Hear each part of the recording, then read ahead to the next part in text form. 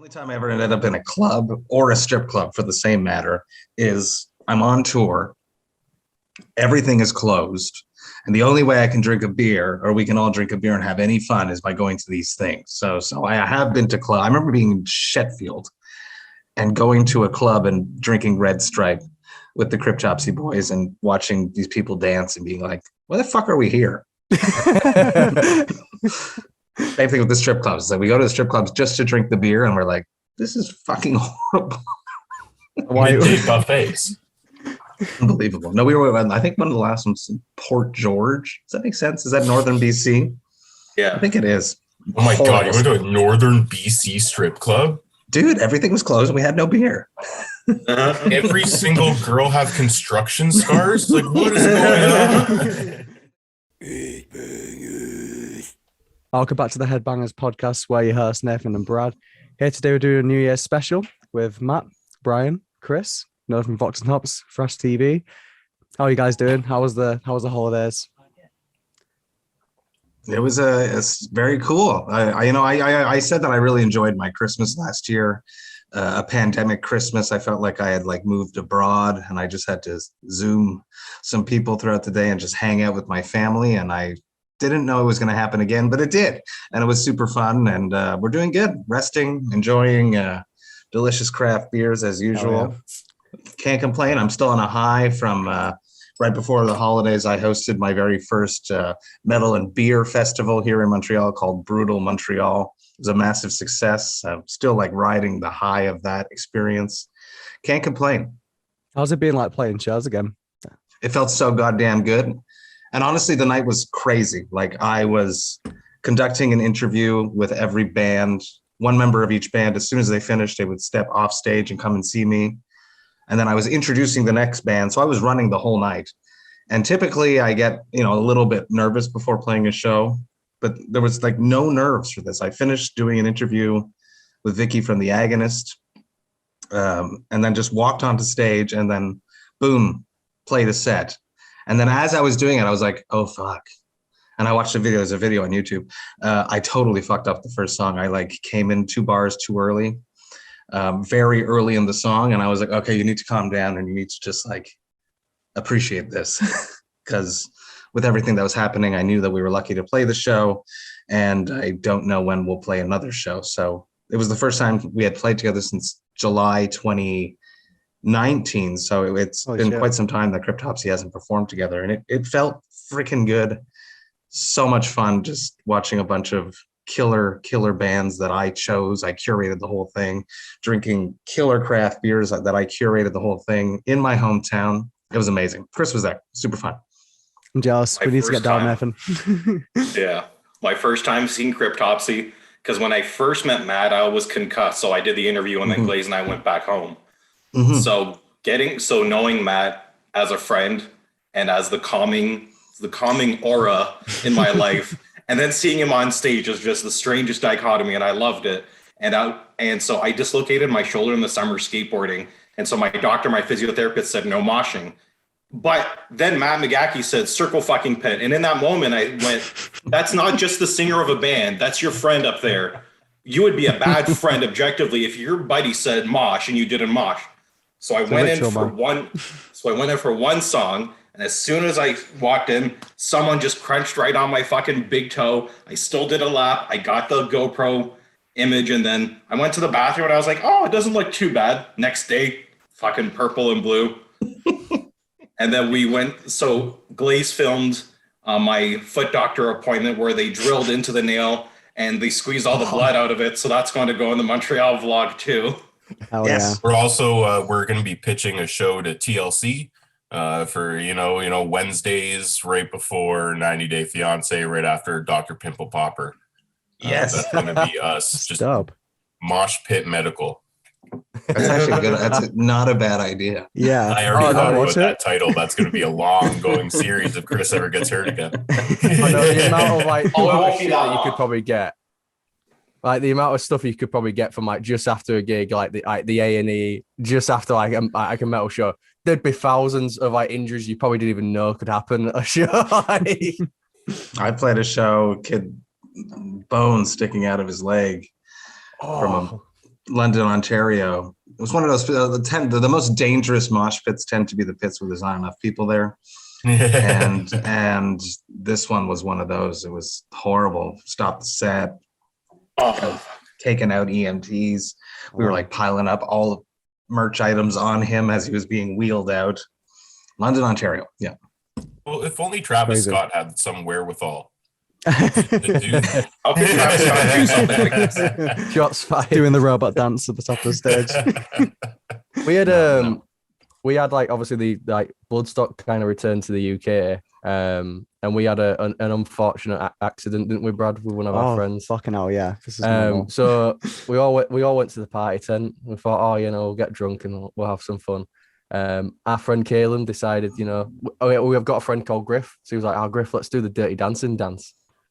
So he runs at Griff. They fucking nailed it. I'm not gonna lie, really? They nailed it. Yeah, no, nailed all the beer on the floor. Nailed beer it. spill. Perfectly. But what happens as he's getting like Caleb down, he trips and slams into Caleb's hips. We found out after, so like that happened on the second night, and it was like 5 days. So 3 days go on. Caleb's like in agony, saying, "My back is really, really hurting." Yeah, we heard the snap. Yeah, and he goes home, like walks away and all that. He wakes up. He's like, I need to go to the doctors. I need to get this checked out. Turns out he'd broke his back. Oh my God! From that accident, and he told the doctor, like when I got off the coach, I walked home from the festival. I walked home, and all that. And the doctor like, you fucking walked home? He's there like, yeah. He went, with carrying a bag. He's there like with all your stuff in it. Yeah. And he's there like. We were looking at him as if it was like a medical marvel. Like, what the fuck is this guy? I think it's probably the drugs, to be honest, that's numbing him. Yeah. But yeah, luckily, he's all fine now. His back's healed. But he's not been moshing recently, which I kind of understand. He hasn't come out of mosh retirement yet. Yeah, he's been very careful. But yeah, it seems this year's been a year full of injuries. Crazy. So how's it been like working together then? Because obviously you guys are doing bits at the moment. So like, how's the whole process been? It's always super easy to work with Chris. I just shoot him some ideas and then we just do it. We actually hung out the day after Brewtal Montreal. We've been wanting to do something together, and I invited him to come to my favorite local craft beer store called La Canette, ran by this awesome dude named Kevin. We've been wanting to do a bit basically about me showing him how to taste and review craft beer. Since Chris is known as being the metal chugger. Throat goes hand in hand. So that was fun, but it's like I pitched him the idea. He said yes. He showed up. We hadn't really even hashed out what the hell we were going to do, and we just filmed it in one shot. Always easy. Matt's always a gem of a human being to work with, and we're usually drinking when we're filming together too. So that's just par for the course. That's going to make for a good timing. And doing Brewtal North America, when I paired Vox&Hops alumni with metal breweries from across North America, Chris really went above and beyond with his footage. I wish I could have been there to collaborate with them more, but when you release 22 beers at once, it takes a lot of your time. Mainly social media time, which is the thing that takes the most time and is extremely not gratifying and frustrating when technology doesn't work all the time. So I wish I was there, but Chris really and Glaze put in a lot of amazing work for that. And they're still releasing new stuff about that. It's awesome. Other bands, and no disrespect to them, they're not content creators. Yeah. Didn't give me anything. So. I still have a whole second day of canning to go through. Just released the full half-hour TV promo edit. So when we start pitching this to the big networks and whatnot in the future in the streaming, we got the full half-hour pilots and whatnot up there. They can get a good idea of what's going on. That was all Glaze. Shout out to Glaze. That was his first shoot. That was our first shoot together. Wow. So that was something, wanting to do something beer related for the longest time. And Glaze and I used to bartend together, and we used to slam so many beers after hockey, and it was just everything. everything was coming up Millhouse. It was great. Yeah, I love that. teaming up with Jamie, who now is the head brewer of Folly Brewing at Henderson. Like, I had to pair people together for this. Like, and sometimes it was just like, you live in the same area, so you're gonna make a beer together. But sometimes it just really clicks. Yeah. And Jamie and Chris clicked like crazy. Just total personality meshing and bouncing off each other. Couldn't have had a better person to open up Henderson, which is a massive brewery, for you guys to walk in and to film everything like that and give you guys basically free reign. I heard Chris had lots of fun and had to go home a bit early on canning day. Yeah, he had to take a power nap. He had to take a power nap day one. That's classic me. Get drunk and nap. That's the one. I mean, That's though, the way to do it. Canning day, Yeah. you drink early. Yeah. I mean, when you get like people together and you just honestly just get on and click, like that's when the magic happens. Like no matter what, it's just that's what you need to create good projects. Oh, Brock Sometimes from it just works. Panzerfaust. Like Fuck yes. when I'm just filming and I see a cool truck pull up and I see a dude get out and I'm just like, that guy looks like Chris would know who that guy is. Just like the overall aesthetic. I'm like, Chris, probably know that guy. And then he's like, yeah, man, that's Brock from Panzerfaust. And then right away, That worked there's out like rules. a whole That mini works so interview. well. You know, he plugged their new video and we set up the Promethean whole Fire. Panzer slap bit. He's amazing, that guy. I love him. Toured North America with Belfagor and Panzerfaust Oh, back in fuck, what a lineup. 2017, I want to say. It was awesome. They're awesome humans. You never know. Sometimes you see like a name of a band on a tour package and you're like, I don't know these guys. What's it going to be like? And they were really cool. Most of the time, people are really cool. Whenever Very there's lucky. like a little bit of German to the name, you got to like be like, all right, let's see what your content is. And then you're Yeah. like, yeah, all right, you guys are cool. Yeah. Well, already we were going with Belfagor and we were sharing a bus with Belfagor, and I'd heard stories and I met Helmuth before and he was a bit cold, but the whole tour was really awesome. Or luckily, Ollie, my bassist, Cryptopsy Ollie, that plays in Cattle as well, had toured with Belfagor before, so he was already good friends with them. Serpent in particular, really awesome dude. Yeah, so we really, it's interesting to climb into a vehicle with people and know that you're going to live with them for the next 3 weeks when you don't really know each other, but you tend to leave there being friends afterwards. Absolutely. Has there been like any occasions, like I probably can't disclose if it is the case, but have you ever like been on tour with a band that you really don't get on with and you just have to kind of suck it up? There's that's like any social circumstance when you're on close proximity. Like there's 18 people living on a tour bus sometimes. Most of the time, there's not enough place to sit down. Yeah. Oh, So okay. there's always personalities in any social circumstance. Then you add a lack of personal space to it. People can get on your nerves a little bit, but I've been very, very lucky. At all the bands I've toured with, I've become very good friends with. The boys in Ingested. Yeah, that's First impression was a bit rough, but afterwards we really got on. Oh, yeah. if they're listening, they'll laugh at that. But like the guys in Cattle Decapitation, Obituary, super cool. That's like, climbing onto a bus, living with Obituary and knowing of their legacy and being a fan.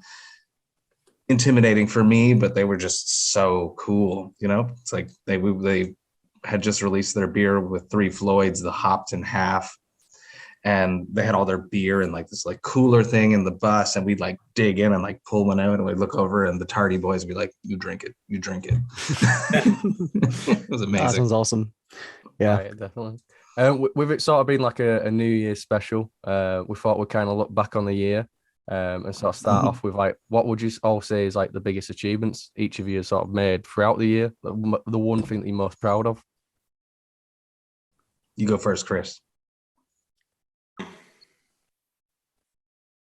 Probably that phone call with Matt, because I had literally just left J Hoff Films and he pitched me doing this beer with Henderson, and I got off the phone.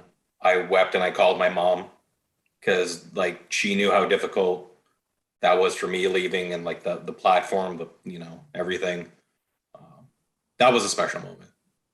I remember you telling me, like saying Yeah, like, and us as well. Yeah. because I had pitched you as doing it for J-Hop, not knowing, and you were like, I'm not with them anymore. Do you still want me? And I was like, fuck yeah, dude. I believe in you. You are what I like. Yeah, Chris was J-Hoff. And that's the thing. That was part of the fear of leaving was you're going to start off at zero. What if no one cares? And that's a very realistic fear. And if I could go back and say anything I would have done it earlier, because clearly, you know, people still want to collab together. People still want to make content. Then I hit up Glaze, and then I went over to his place. And I was like, okay, I want to do like 4 a.m. like Adult Swim meets mushrooms. He's like, I got it. Don't worry. I'd already been kicked off of a local radio station internship for basically doing the same thing. And then I had put in like, 102.1 The Edge. I was there in like 2017, and I had my own little video series called Deep Frying with Brian. And That's an awesome one. In the studio, the guy brought in like his home fryer, and we had set up all these polls on Instagram to get people to vote which one they wanted. But I had just fried them all that day, including like regular stuff, you know, cookie dough, bacon. Then I did a cigarette. Then I did like deep fry. Yeah, so like it was just a stupid little series, but I started cutting it like, you know, the Adult Swim, weird, you know, horror, your Tim and Eric type Eric Andre stuff, and then they started getting mad at like the reference humor, and they're just like, yeah, you can't show Cookie Monster. I'm like, dude, I'm deep frying cookie dough. What do you mean I can't show Cookie Monster? It's That's ridiculous. fair use. Yeah, exactly. And then I'm like, that's just fair. They're like, no, you can make it without. And I'm like, you're not even paying. I would rather go do this for Chris, who's not paying. I fucking pay me and I'll take it out. I would rather go do that for something I enjoy. That's it. I feel like with like a lot of the, you know, the big higher ups, they just sort of restrict so much to the point where it's not even like your content anymore. It'll just be like their rendition of it, which is just shit, to be honest. The best part is that the thing I heard was just whenever you have a legal department to deal with, they don't even want to do work. So you can't even give them an inkling of work they might have to do, or else they'll just be like, stop doing that. We'll just, we'll bring everything in from our global media content, terrible, you know, whole section that everyone's sharing from, and we'll just become blog TO. Which is basically what happened with all their stuff too. So it's just nice to be somewhere making stuff for us and, you know, people like us and anyone else who decides to enjoy it down the road. Oh yeah, definitely. And I think like doing like stuff like this, it's so cool that we live in a time where we can do that, like fully work off your own sort of vision and be creative in that way. Because like think about 10, 20 years ago, like you'd have had to go, like if you wanted to have like, oh, I want to do a show, I interview people, it was like, oh, probably radio. You know, you'd had to go to a radio station, hopefully get a job, but then only get people that they wanted on, and like, and just kind of have to sit there and hope that, you know, you even got that. But that like a once in now, everyone could just start a podcast, get a Zoom license, buy out some DMs on Instagram or Twitter, and just hope for the best. Like, and like genuinely want. I feel like that's why like podcasting has hit such a big like stride, because it's genuinely like so like I think everyone can just do what they want now. And I really like the sort of space it's in where you get so I can only imagine me 20 years ago walking up to a radio station going, hey, Matt, Vocals Cryptops, I want to interview my friends and drink beer on your radio station. I'd be like, what's your credentials? Like, do you have any experience in No, I'm the singer of Cryptopsy, and I want to drink beer with my friends and record them and put them on your radio station. It's like, did I fucking stutter, boy? It's honestly, think about it. Like most of the podcasts that are around now, they wouldn't have. 20 years ago wouldn't have been any existent. Like if you had to go down the proper lines of it, because they'd be looking at going, yeah, but we've already got like Howard Stern and stuff like that. So like they're like, it's like metal and alcohol. Nah. For myself, 2021, was a shitty year because I didn't get to play many shows. I got to play one show, but for the podcast, it was really good. It's the point of when the idea of the podcast, Vox&Hops, becoming more of a brand than just the podcast is really, that's the year that came into existence. A friend of mine, someone in the industry, some that I've known for a long time, challenged me, basically saying that you guys always have lots of good ideas, but you don't follow through with them. And I was like, oh yeah. And then I started planning Brewtal North America, and I did it. Okay. I released. And then Brewtal North America was really like the stem of the idea that I wanted to be a tour. It's going to be a tour, but to start it off, I wanted to do something during a pandemic. So just the beers, giving up bands and breweries a way to communicate with fans in an interesting way. And then having as soon as I wrapped up Brewtal North America, I had the chat with the Agonist boys at the Cryptopsy beer launch for Brewtal North America at Kanawaki Brewing. And we were like, we should play a show together. We should plan Brewtal Montreal. We should do it. And that's when it took 6 months, basically from July till December, to launch Brewtal Montreal, to make that happen. It wouldn't have happened without the help of JF Michaud of Eventco, who handled all of the actually making a show happen things. Oh yeah. I booked all the bands, I got all the beers organized, but he made the show happen. So shout out to him. That's a huge accomplishment. I think this year I released like 35 beer collabs, including this one right here, which is probably the most recent one, with Folly Brewing and Meet Me for Coffee podcast, George Panayi. I had George on the podcast, and I was like, why don't you have any coffee? It's like, you're a coffee podcast, but you don't have your own coffee yet. Why? I was like, you make your own coffee and I'll find a brewery to make us a collab. And then the day the episode came out, Jamie Morris, who made Thrashed collab for Brewtal North America, wrote me and said, I want to make that beer. So this happened. And this one took a year to get it together, just because it had to age in barrels there. This is the most metal beer from Quebec right now. It's Le Fermentor and Mutoid, and the Groupe de Métalleux du Province de Québec, which is a massive 20,000 people Facebook group, and it's Ale of the Fathers. It's to honor the Quebec metal scene, because I think we have one of the richest metal scenes in the world from the 80s till now. There's 4 different versions of this old ale. So proud of that. So just it's been a massive year. Fatigue is real, but Absolutely. I'm happy that I'm on vacation, and I'm just taking time to just step back and digest everything that happened this year, especially with Brewtal Montreal being such a huge success. And we're talking about the next thing already. So very exciting. Very, very exciting. And I was like not even 24 hours finished Brewtal Montreal, and I knew what I wanted to do for the next one. Oh yeah. Was there any like challenges that you faced with like putting that together? And like, it was a nightmare. But yeah.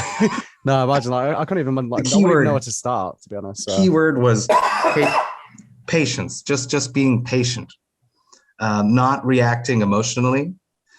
And I'm very lucky that in this modern day and age, we communicate via messages more than actual conversations, which gives you an extra moment to digest and analyze what's happening before reacting. And I think that really, really helped me during this, because everything was like a patient, mature answer, whether it was to deal with booking the bands, because there's like a package price. It's like, we have this much money, you have to pay the bands this much.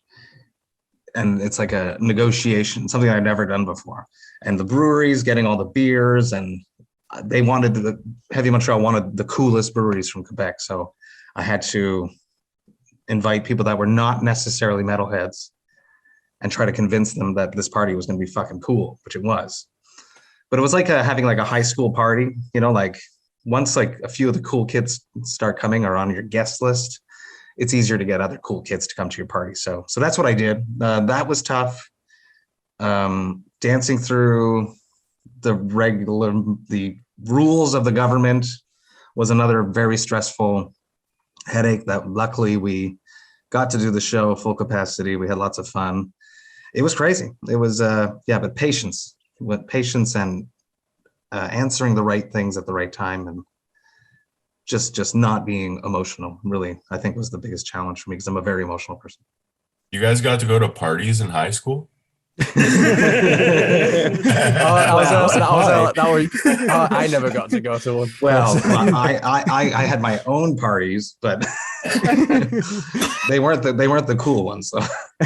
Yeah, I never got invited to like a single party until I was like probably like 17 or something like that. I was there like that. Soon as I went to, got into like sixth form, that's when my popularity kind of went up. But all the way through high school, I was like, oh yeah. Once I started playing music, that's when I started being in bands, is when things turned around for me. Oh yeah. Oh yeah. I mean, to be fair, like, I did start going to parties when I was like 16 to 18. Like, but I mean, I wasn't really getting involved. I was much more of an awkward fucking shit person back then. So I was just like in the corner. It's like, these guys know shit about Slayer. Just like absorbed in the corner of the room. But never having like the guts to speak. You just sat there like going, just silently judging. Yeah, just part of the surfer in the background. I had a weird background. Like, there's a picture of me in like grade 7 next to a bunch of girls in Hollister and Abercrombie and shit. My hair is like down to my shoulders, an old AC/DC Hells Bells t-shirt, cut off plaid, and like some jeans. And I'm right there in it. So it was weird. It was a weird little, it all depended on, which week I got invited to which party. But, eventually I ended up being the guy with the camera there. Just kind of took off. You can see this picture though. Yeah, I'll provide that for. It's still on the Facebook somewhere. It's absolutely ridiculous. I think I tweeted it at one point, going, "Imagine being this down bad, boys." Happens to the best of us, man. I was on Accutane in high school, so I wasn't allowed to drink in grade 11 and 12 because my acne was so fucking bad. But as soon as I went off to university, that's when things took off. You're making up for the years you've missed. You drank double when you got to like that age. Oh yeah. And then now I was at this past October, I went to this Halloween party, and I don't fucking feel like getting dressed up. So I just showed up and then it was with all these stupid pop punk kids, and Taylor from, she used to work for Metal Blade. Yes. Yeah, so it was her party. It was just a weird, it was just a really weird crowd of people, and this one dude wearing a Supreme t-shirt with these huge spacers. He was like, yeah, man, I like jumping off of stages and punching people. And I was like, that's fucking stupid. Keep talking to me. Like, I didn't get out of my house to talk to this fucking loser, man. Oh my God. And then now that I'm getting older, I can't do house parties. Like before, when I was younger, I lived for that shit. Glaze can vouch for that too. Well, I think I know who you're talking about in the Supreme shirt too. He was To be fair, as I get older, I prefer like just sitting there and like chilling out with my mates and having a beer now. Like, because I hate going clubbing. I hate going to like nightclubs and stuff because I'm like, all right, so I have to pay in, then pay for the drinks, not listen to a single word anyone fucking says to me all night, but then spend the entire night in the smoking area anyway. I might as well just fucking stay home. The only time I ever ended up in a club or a strip club, for the same matter, is I'm on tour. Everything is closed. And the only way I can drink a beer, or we can all drink a beer and have any fun, is by going to these things. So I have been to club. I remember being in Sheffield and going to a club and drinking Red Stripe with the Cryptopsy boys and watching these people dance and being like, why the fuck are we here? Same thing with the strip clubs. Like, we go to the strip clubs just to drink the beer, and we're like, this is fucking horrible. Midday buffets. Unbelievable. No, we were, I think one of the last ones in Port George. Does that make sense? Is that northern BC? Yeah. I think it is. Oh my God, you went to a northern BC strip club? Dude, everything was closed and we had no beer.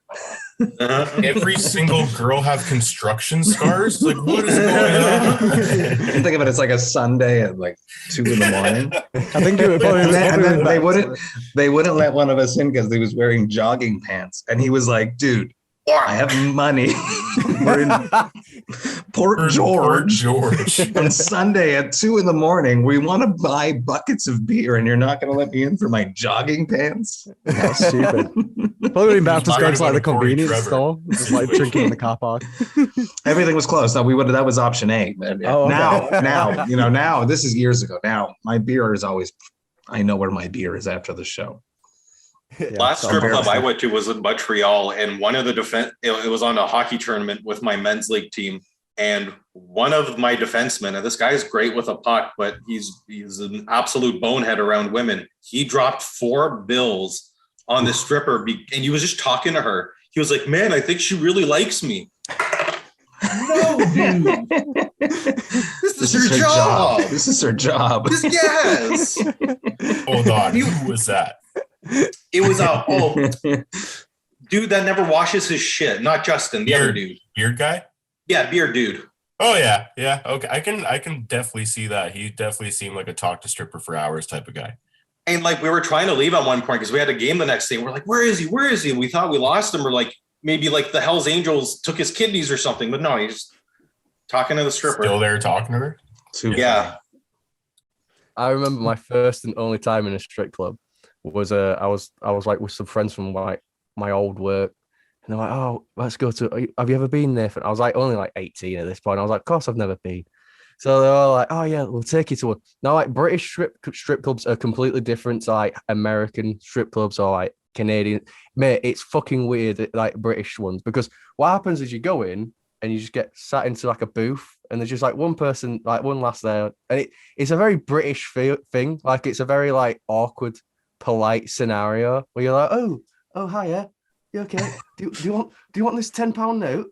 Yeah, there you go, thank you. Oh, she took a bra off. It was so awkward. I was there for 5 minutes and I was there like, fuck this, and I left. I was like, I'm not fucking doing this. That sounds like the Coronation Street of strip clubs. What is going on? It's like, mate, it was literally like, imagine like a strip club in Hogwarts, like that sort of scenario. It's like, there you go, miss.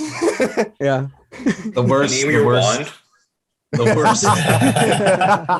My first tour with Cryptopsy was in Mexico, and I think we arrived the day before, and we hadn't even played yet, and we went, and this was probably the worst experience I've ever had there. There was no like bouncers or security.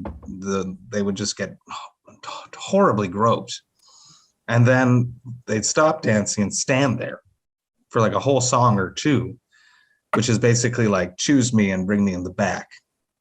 It was totally messed up, and I was like, I want to go home. It's like I want to go back to the hotel. I'm gonna walk to the hotel, and the guy that was with us, we always end up having like a local tour manager or someone to take care of the band whenever we're in a different country than the States or Canada. And he was like, no, you can't walk. There's no, you won't come back. So I had to stay. I remember sitting there. Oh, it was horrible. Just, yeah. Yeah, I mean, to be fair, like the whole strip club thing is just sort of pointless. Like you just pay over extortionate amount of money to drink expensive beer and then to get blue ball for 3 hours. Like, what's the point? I wonder if it's still going to be around. Like, is our strip club still viable with the internet? Yeah, they were like giving out vaccines. They were doing like drive-through strip clubs at the beginning. Yeah, they had now they're giving out like free vaccines at brothels and like in Vegas and stuff. I don't know if it's gonna be viable. I don't know if like in 20 years there's still gonna be some. I don't know. Not with webcam sites. I reckon in like 20 years you could probably just get like a robot to come straight to your house. Comes in a box. Yeah. Comes in a box from Amazon. Yeah, you just pack it right back up. It's like, I ordered this in the afternoon. It's in the evening. It's here. Exactly. And then you just put it back in the box and the robot comes, the drone takes it away. And the drones shamefully wash it for you. Drones carrying around sticky loads. Jeez. I know you're going to say, Nate, it was a rough time. Okay. Brad, you got when you went into a strip club, because I remember the call after, and like, it was the funniest shit I've ever heard yet come out with. Like, so you've got to tell the story when you went into a strip club. So when you mentioned the guy that thought the stripper liked him, That's pretty much what happened to me.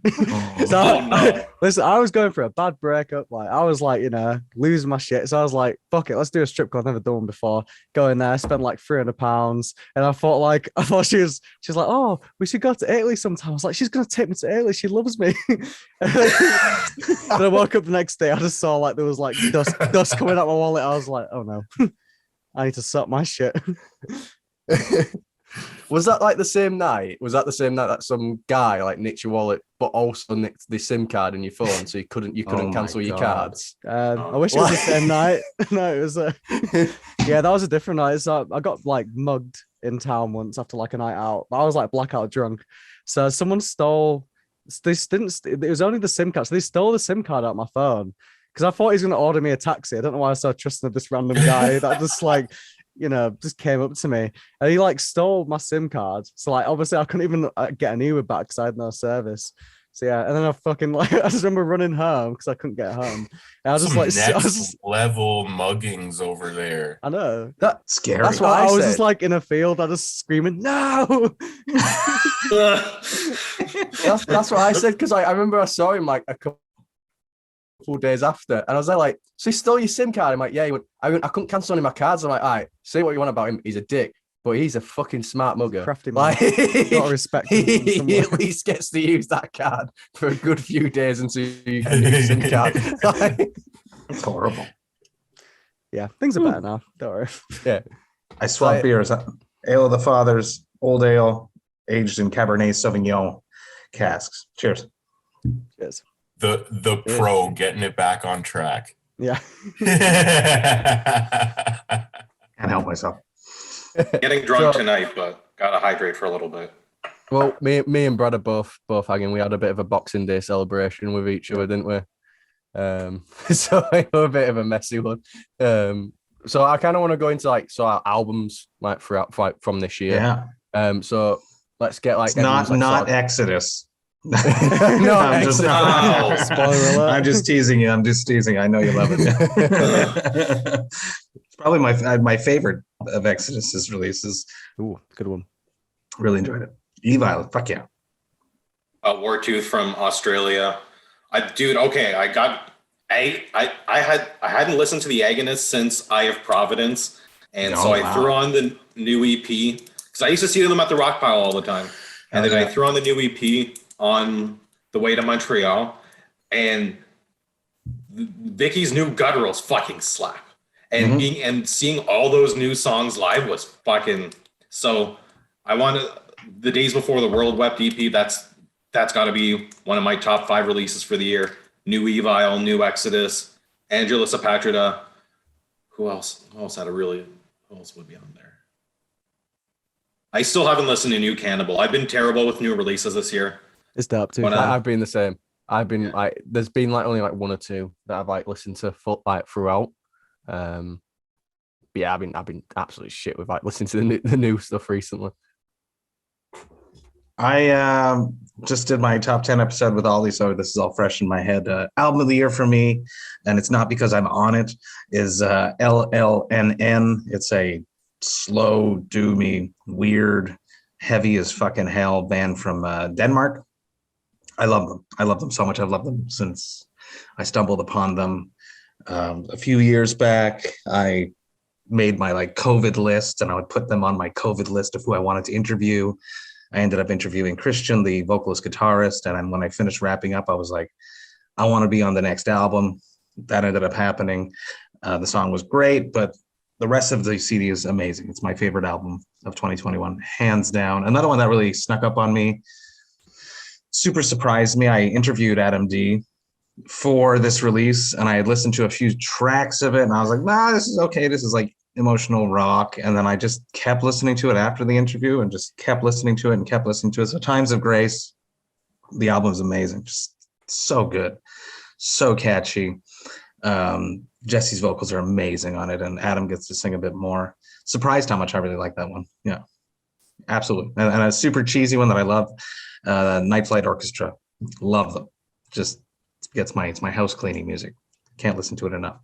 Yeah, man. And Dune, D, but it's not a U, it's a V because it's metal, right? Yeah. Dune from the UK.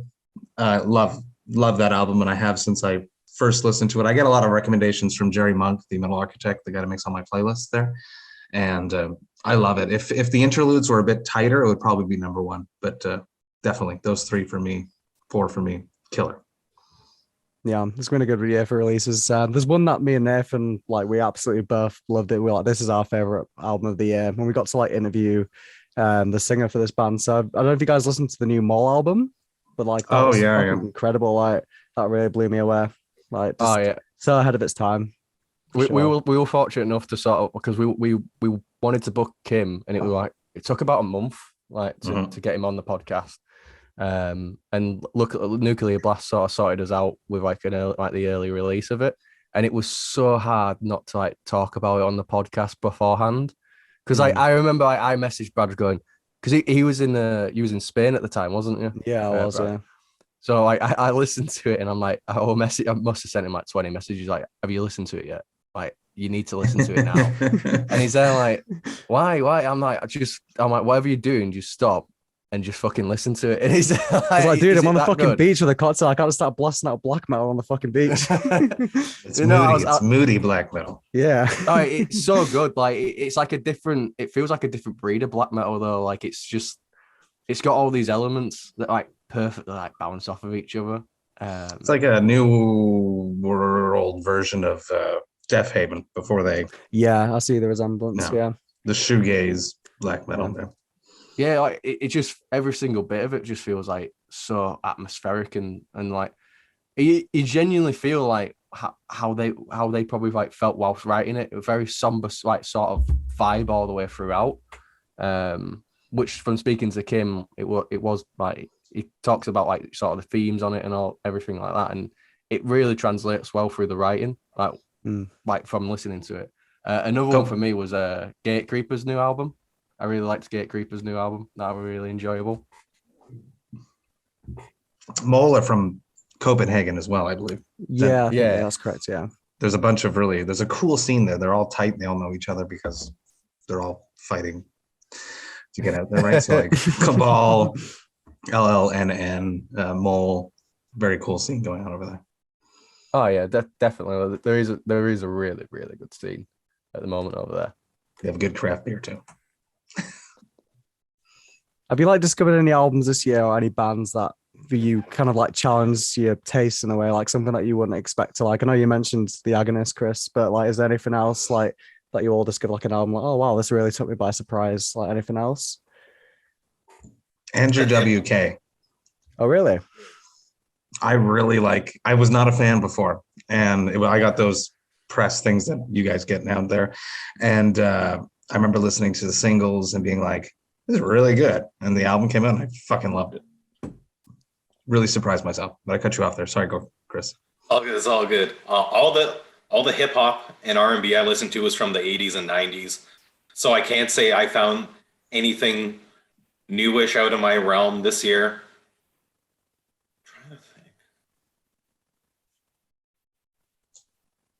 Going back to like different bands or bands that I didn't think I would like. I really got into Skullfist this year, and I never liked them when I was younger because I was like, ew, clean vocals. I'm not listening to this. And then, yeah. What about you, Brian? Okay, we'll wait. He's working.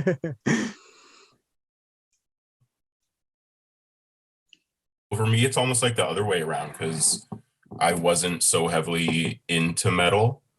So like everything I discovered this year was like the new metal. So like the Evil, I did so much editing with that. I basically listened to the whole album 100 times. Yeah, they fucking slayed the. Yeah, just like picking out my everything that like Chris is introducing me to, Riptide from Out Your Way as well. Like that, they're fucking awesome. I've been going back, like searching all this older music too. When we did the unboxing with Viper Spectra, they're from China. So I just, search in Chinese thrash and I find some old, 80s stuff from Tumor Boy.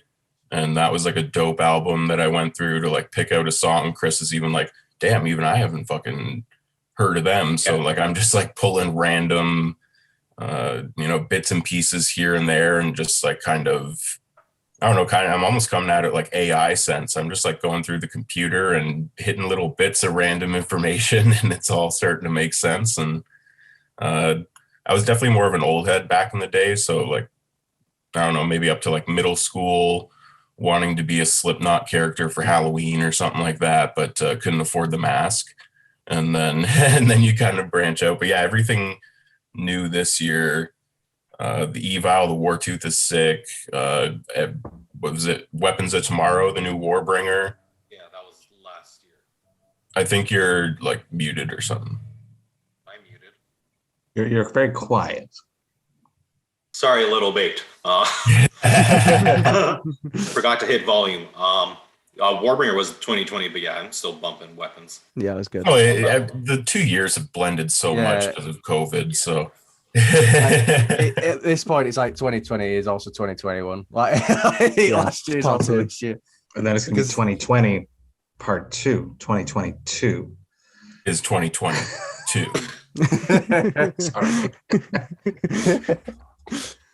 Here's a question. I have a question that I didn't ask when I did my top 10 that I wish I did was, what's an album that you guys discovered from the past that you're surprised you didn't stumble upon before? Ooh. Oh, that's a good one, actually. I was scrolling my phone trying to figure out who the hell my answer would be, but I got nothing. So for like a release from the past, you know what I mean? For me, like my friend James, he's into really old 90s death metal, but like to the point where like he'll find like the most obscure stuff like possible and then like learn everything there is about that album. So what I know it was a Nocturnus album. So let me just see if I can find the name of the album, because I have listened to Nocturnus, but I haven't listened to this one, and he showed me it and I was like, oh, I actually really like this. So let me just see if I can find it. I'm still thinking. I'm like, I've got nothing. I'm still thinking too. Yeah. I am so bad at thinking, like remembering album names, like unless I'm it with a key. I've never actually listened to the key before that point. So I'd listened to, I think, Thresholds. I've never been one for like, like sort of like the sci-fi death metal sort of thing. I've always liked brutal death metal and all like stuff like that. But the key were like something that were really I really enjoyed listening to. So I'd probably say out of everything that was like one from the past that I really enjoyed. I would say like this year for me, like thinking about it, I've got really into doom metal. Like I never really sort of dabbled too much into it, except from like Paradise Lost and like, the kind of standard ones you think about.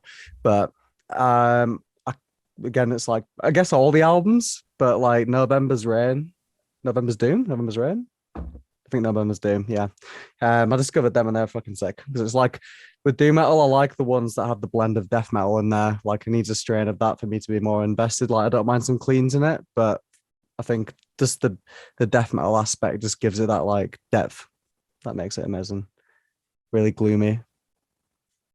Keeper of the Seven Keys, Halloween. I don't know why it took me so long to get into Halloween. Keeper of the Seven Keys, Halloween. I don't know why I kind of like skipped over Halloween when I was younger, but that album slaps. I've never listened to Halloween, to be honest. I've always heard about them, but I've never really given them some time. But is it like power metal sort of thing? Yeah, like power traditional heavy metal. I asked the question, but I don't think I have an answer. I don't know. I maybe it's because I'm not getting recommendations from close friends, like, hanging around, showing each other bands. I got the metal monk, Jerry Monk, the metal architect, that sends me all the new stuff, but to go backwards, like, and be like, I love this band, like when I discovered ISIS, like after they had broken up, and that was like, how did I not like this, and it didn't happen this year. Yeah, interesting. That'll be the goal for all of us for 2022. I've gotten pretty lucky. Like a lot of my friends, like my friend Caleb and my friend James, will constantly just send me shit constantly. So I'll be like, okay, I'll give it a listen. So I always have like a backlog of like albums that's been recommended to just go through. Or if I'm ever at James's house, he'll just bust out his like vinyl collection, and just be like, oh, have you listened to this? Oh no, and you just pop it on, he's like very honestly, it's scary the amount of shit he actually knows about certain albums. Like he's telling me about this one album. He's like, oh yeah, so like the reason why this album sounds like that, it was because Entombed was in recording before. They left the guitar tone settings on the same, and that's why the guitar tone sounds like Entombed. I was sat there thinking, I was like, how long did you research, like look into this album? He's like, oh mate, I looked into everything that I could find on it. Because when he loves an album, he wants to find everything about the album, about how it recorded, how it was mixed, who did it. It honestly, he's so passionate about it. It rubs off. It's good to sort of be around him because it rubs off on me. Yeah, I love that. That's metalheads. yeah. Oh yeah. He could tell you if the vocalist stubbed his toe on the way in. Like, he could probably tell you the weather. He had his toe drained. And that was the name of the performing. Toe Like, drained. You know that song, that soundbite that he opens up with. Yeah, that's his toe getting drained. that was the opening line.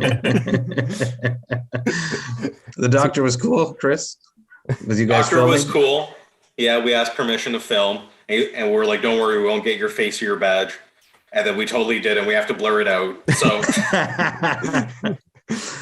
That's on. I'll deal with that. yeah, Mhm.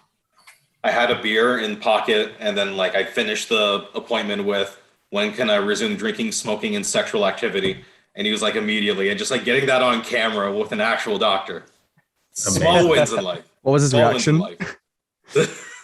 He was cool. He went along with it. I think he even like once he knew we were filming too, he like drained it and he let a solid amount of the blood kind of like drip down Chris's foot too, where he wouldn't have usually done that. And he like moved away and then like went back, cleaned it up. It was just great.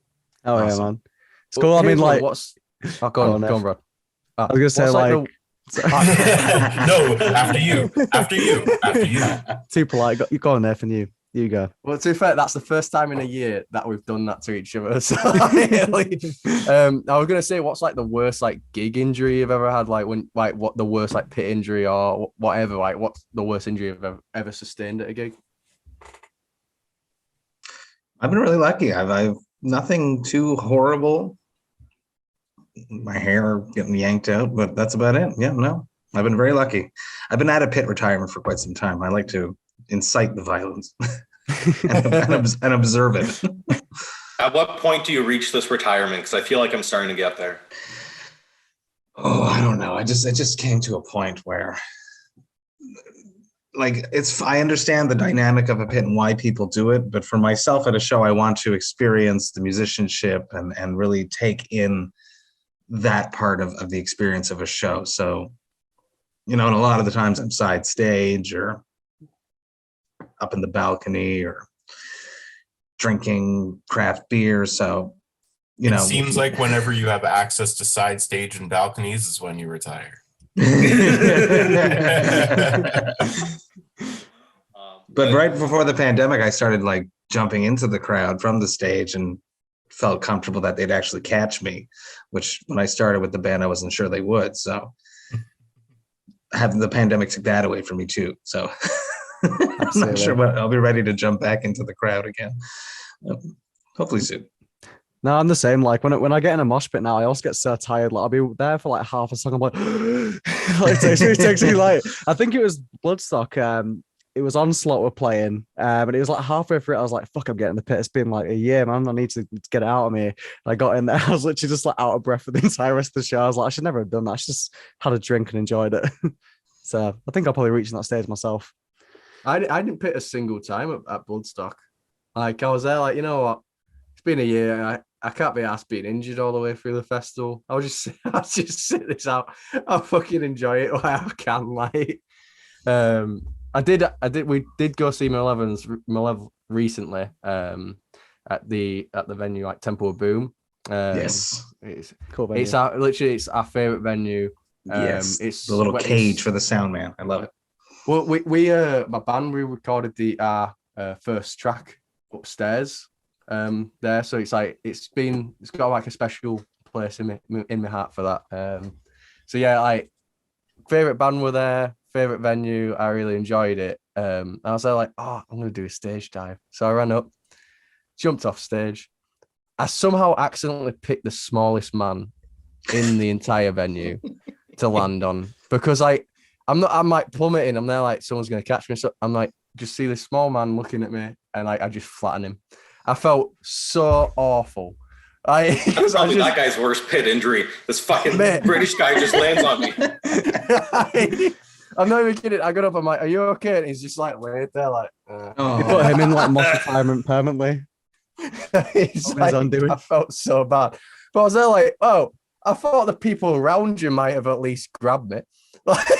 No, they're like, he's got him.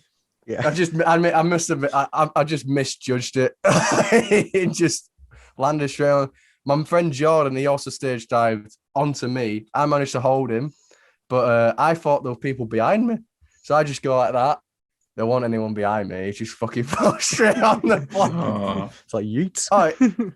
He were fine, but he didn't have to let me have it after.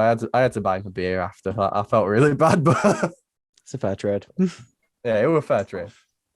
So we are sort of getting to the end of the interview now, and obviously I've already asked you the guys the question before, like, you know, what advice would you give? So I want to ask a different one, which is 2022 is coming up. Like, what do you hope to achieve in this year? Like, what are you hoping for most, and what are your expectations? For me, it's getting back into music. My parents gave me the green light to build a small studio space for myself. So I want to be on Twitch next year. I want to start doing bass covers. I have music that I've been working on. I want to get back into that. That and just more growth and more creativity and just doing whatever the fuck we want to do. Oh yeah. Yeah.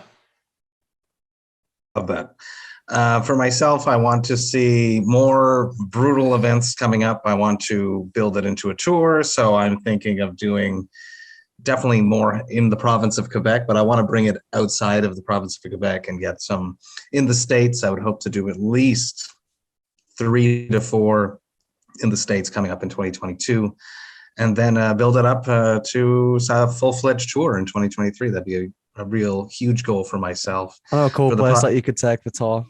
Yes. Temple of Boom. Yeah. I want to do, for the podcast, I just want to keep having great conversations with the musicians and brewers from across the globe. I'm just excited to see what happens this year, to see what opportunities arise, to see what challenges I face and how I tackle them. Because, you know, we can all have lots of great ideas and accomplish them, unlike that person told me that we don't normally do. So we do that, and I'm excited to see what we do in 2022. Oh yeah. Brian? What about you, Brian? And for me, it's basically just, you know, keep growing ThrashedTV, keep the uploads regular. We managed to keep it basically weekly ever since I took over, and we're well over halfway to monetization on YouTube. So once we start getting that little bit of YouTube money, and we can actually start focusing a lot on, you know, doing this full time, would be great, compared to having to work it around, you know, 8-hour edit days while also doing 4 to 8 hour day job shifts and, and things of that nature. So just to be able to do this comfortably, you know, have it pay the rent. Absolutely. Well, thank you so much, guys. Honestly, it's been amazing having you back on. It's been nice meeting you, Brian, properly in person. Like I said, you guys are doing bits, everything that you're doing, ThrashedTV, Vox&Hops, and obviously Brewtal North America. Like, it's truly inspiring to see you guys just like collaborating and working together and just producing this amazing content. People always say how good the interview was with the two of you separately. So, you know, it's been great to have you both on before 2022 begins, and hopefully a bit less crazy, and, you know, seeing some more normalities coming back. So yeah, it's been awesome, guys. Yeah, cheers to you. Fucking hard it's been not to do a fucking UK accent this whole goddamn time. I'll fucking tell you that. You can do it. You can do it if you want. It's been massive cheers. Hard, boys. It's been a hard time. I think that's more Irish, to be honest. That sounds a bit more Irish. I'll take it. It's class. Hold on, are we doing the Matt face? Hold on, let's do the Matt face. Let's do a Matt guys. face. There's your thumbnail. All right. Nathan, There make we it go. come now. It's work. Thank you guys so much. I appreciate it. I got my kids locked up in the room, so I do have to go. They're, In the they're, cage. they're safe In with the their mother. cage. They're safe with their mother. I always say that to make it sound worse than it is. But It's pure metal time. thank you so much. Have a great Yep. rest of the year. 2022 is ours. Oh, yeah. Thank you. Yeah. Take care, guys.